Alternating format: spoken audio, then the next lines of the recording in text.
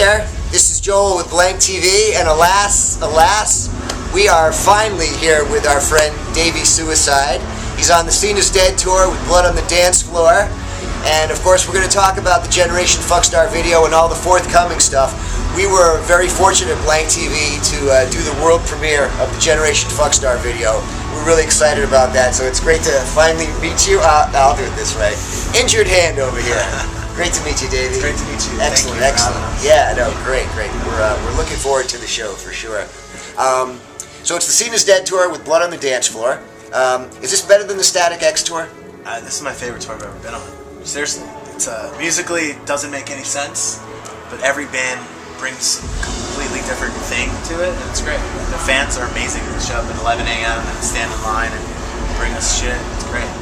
How long have those kids been out there? 11. Since 11 today? Yes, they brought us a case of Monster. They brought us like a big things of baby powder. These zone bars that I eat every day. Nuts. In the rain too. Cold rain. Yeah, that's some devotion, man. So Blood on the Dance Floor, this is opens you up to another demographic, kind of, huh? Yeah. I feel like it's for these kids, it's like the first time they've seen, like they weren't around for like the Zombie and Manson thing. And this is like the first time they've seen or experienced that, which is really cool for them, you know, because I think about like when we were kids and we just first saw Zombie or Manson, like how that was for me, and then this is for them, so it's really neat to see. Yeah. Speaking of Marilyn Manson and Rob Zombie, those are people that you just love to, you'd love to tour with them. I think it needs to happen. Yeah. What's your favorite Rob Zombie movie? Devil's Rejects. Yeah? Yeah. You like the end of that movie? I think it's, whenever I hear Freebird, I just picture people getting shot up, and whenever I'm going home from the bar or something late night, I put that song on, and I just picture like Captain Spaulding getting shot, or this. Yeah, that was my favorite zombie. That's my favorite movie. I love The House too. The Halloween stuff, I like the original stuff better, but you know, he did his own spin on it. It was cool. Right on.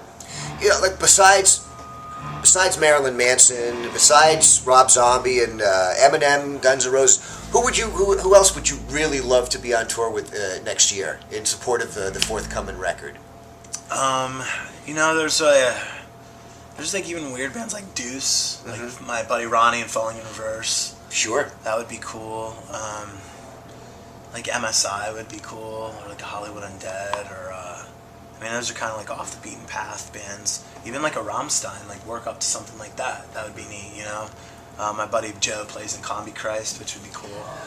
We had to edit the hell out of that video before we could put it on YouTube. We got flagged a few times. Really? Yeah, that was some crazy shit, man. Yeah, Chad Michael Ward did that one. Yeah, that's right. Yeah, I was talking to him, and he gave us the video, and I was like, oh no, we're gonna get flagged for this. So you're in support of the EP. You're still supporting the EP right now.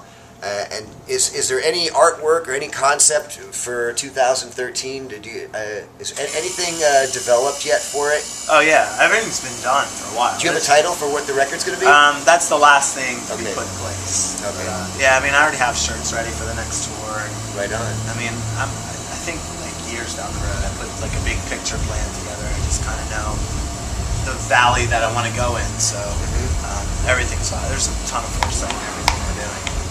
Being on standby, do you hear the words "Black Veil Brides" just dropped all the time?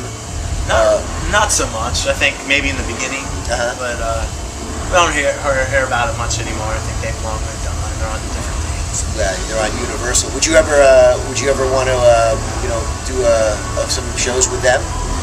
I think it makes sense. You know, I mean, they're more rock and roll than we are, but you know, I think their fans would appreciate what we're doing, and we bring something new to the mix of that. So I think that makes sense. You've got the Grab Your Gun and Hide Your Morals video. That's the most recent one, and of course the Generation Fuckstar one. The Generation Fuckstar one. Did you pen the whole concept for that video? Yeah, I mean, I brought that to Chad Michael Ward, and he's like, "All right, Davey, this is how we do that. This is how we do this in your budget, and this is a couple changes I would make." You know, like the kids following each other in the end. That was his spin, and then the pulpit was his idea. I originally had it just a big cross your heart behind us, but you know, he just threw in a couple ideas and it all worked, and we did that whole thing in a day. You know, no shit. The set was built and the whole thing was shot in a day, so it was it was awesome to see it come together and getting so much participation from fans and stuff. So that's the first of 3 videos that ever gonna be in a trilogy. So when we saw the trailer to that, before we even knew what the video was going to be, we were like, wow, Yeah. this thing just is going to blow us away. yeah. The other video, what's the concept of that one? I think a lot of adults that are like going to church and stuff like that, they feel like they can do whatever they want during the week as long as they're like praying something on Sunday, and it just kind of negates everything that they're doing wrong in their life. And I think sometimes you stand like someone that looks like me next to the business person, and you just assume that the person that's like me is the one that's going out and doing fucked up shit all the time. And most of the times I think it's the business guys that are like the dirtiest ones. And I think it's the ideology of the corruption between the two, and the misperception between everything that society makes you believe is right and what is wrong. So.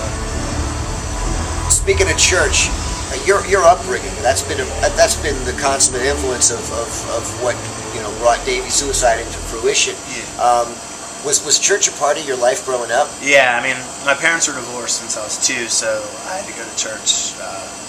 I joined custody, and I'd go 2 weeks to my mom's, 2 weeks to my dad's, and I'd go to church every Sunday. They forced me until I was like 14. Then my confirmation teacher was like, "If you don't believe this, don't do it. If you're not fully into all of it."